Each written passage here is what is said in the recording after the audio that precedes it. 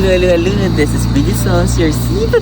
Naganda-gandahan ng taan. So, ngayon kakagising ko lang. And, di ba nag-post ako, nag-idea ako, anong pwedeng gawin dito sa Batangas? At sabi nila, ching. Oh, mahirap mag-edit. Huwag na. Sabi nila lang ganun, ching. Char. Lomi daw and mga mami. So, ngayon, ito try muna natin ang mami. Pero, ang pinaka-tinatry nilang pinapapuntan sa kanila, try natin mamaya. Pero for now, let's try the mami and rate it. Sabi niyo masarap dito. So, meron pala dito Gotong Batangas. Let's try the Gotong Batangas. Let's counter na.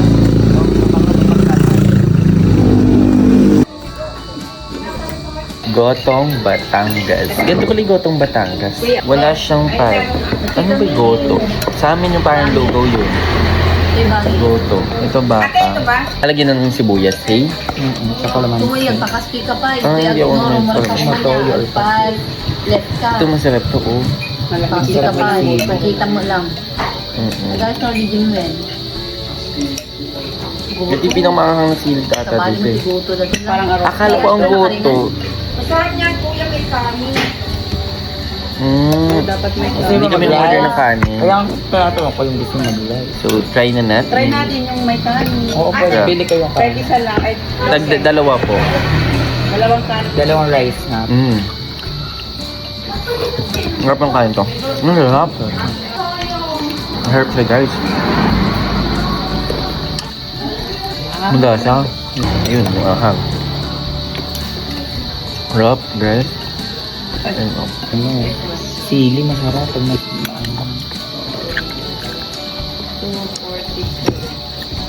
Wala na siya malamig. Masarap to. Ito po sili. Ganito. Yes. So, try na natin with rice diet. Okay. Ay, Paminta and patis. May bawang. Harap. Dapat to yan. Gan pala sa order nito? 80 rati.